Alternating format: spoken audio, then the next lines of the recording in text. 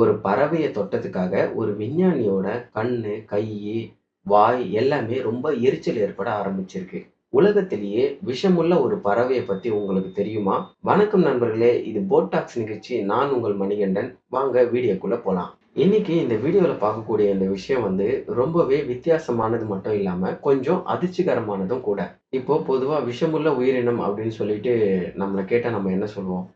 நம்ம நினைவுக்கு உடனே என்ன ஞாபகம் வரும் அப்படின்னு பார்த்தீங்கன்னா, பாம்பு, தேள், சிலந்தி இந்த மாதிரியான உயிரினங்கள் தானே நமக்கு ஞாபகத்துக்கு வரும். ஆனா, மனிதர்கள பாதிக்கக்கூடிய ஒரு விஷமுள்ள ஒரு பறவை இந்த உலகத்துல இருக்கு. அந்த மர்மமான பறவையோட பெயர் தான் ஹூடட் பிட்டோஹுய். இந்த அரிய வகை பறவை எங்க வாழுது அப்படின்னு பார்த்தீங்கன்னா, பெரும்பாலும் நியூ கினியாவோட அடர்ந்த காடுகள்ல தான் இந்த பறவை அதிகமா வாழுது. அதாவது உலகத்திலேயே அதிகமான விஷமுள்ள ஒரு பறவை அப்படின்னு சொல்லிட்டு விஞ்ஞானிகள் இந்த பறவைய தான் சொல்றாங்க. 1980கள்ல ஜாக் டம்பாச்சர் அப்படின்ற ஒரு விஞ்ஞானி கினியாவோட அடர்ந்த காடுகள்ல ஆய்வு செஞ்சுட்டு இருக்கும்போது இந்த பறவைய முதல்ல பிடிச்சதா கூறப்படுது. இந்த பறவைய அவர் பிடிச்சதும் கொஞ்ச நேரத்துல அவர் அந்த பறவைய விட்டுட்டு இருக்காரு.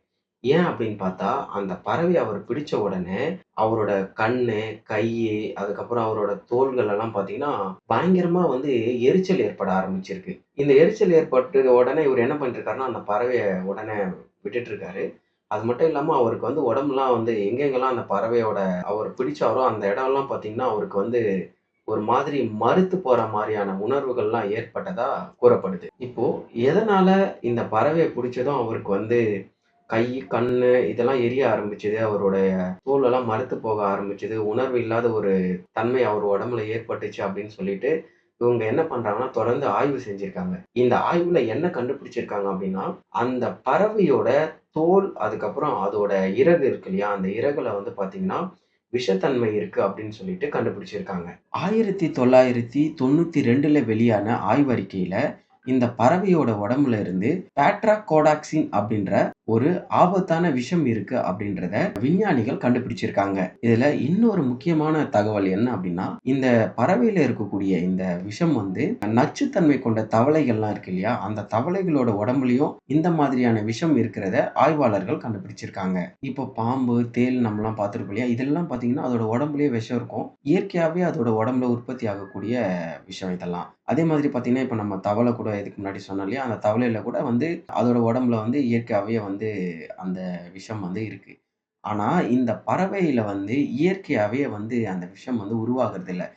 எதனால இந்த விஷம் உருவாகுது அப்படின்னா, இது ஒரு வகையான வண்டுகள சாப்பிடுது. அந்த விஷத்தன்மை உள்ள வண்டுகள இந்த பறவை சாப்பிடும்போது பார்த்தீங்கன்னா, அந்த வண்டுகள்ல இருக்கக்கூடிய விஷத்தன்மை இந்த பறவையோட உடம்புல சேர்றத விஞ்ஞானிகள் கண்டுபிடிச்சிருக்காங்க. அதாவது அது என்ன மாதிரியான வண்டு அப்படின்னு பார்த்தீங்கன்னா, மெலிரிட் அப்படின்னு சொல்லப்படக்கூடிய வண்டு. இந்த விஷத்தன்மை உள்ள இந்த வண்டுகள இந்த பறவைகள் சாப்பிடும்போது, அந்த வண்டுகள்ல இருக்கக்கூடிய அந்த விஷம் இந்த பறவையோட உடம்புல சேர்ந்துருது.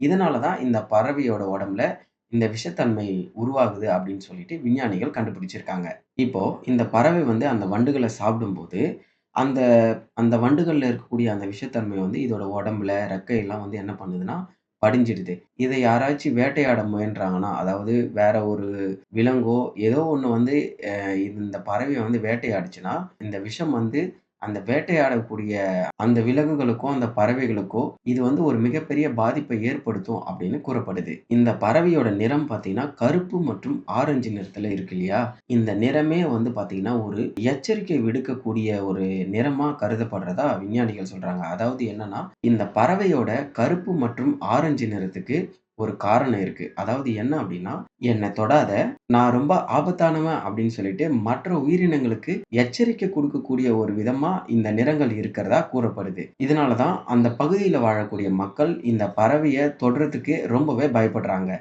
உலகத்துல விஷமுள்ள பறவை இருக்குது அப்படின்றதே பலருக்கு ரொம்பவே ஆச்சரியமா இருக்கலாம். இந்த வீடியோ உங்களுக்கு பிடிச்சிருந்தா மறக்காம லைக் பண்ணுங்க, ஷேர் பண்ணுங்க. இந்த மாதிரியான வீடியோக்கள தொடர்ந்து பார்க்க நம்மளோட சேனல சப்ஸ்கிரைப் பண்ணுங்க. வீடியோ பார்த்ததுக்கு ரொம்ப நன்றி. இதே மாதிரி நாம அடுத்த வீடியோல மீட் பண்ணலாம்.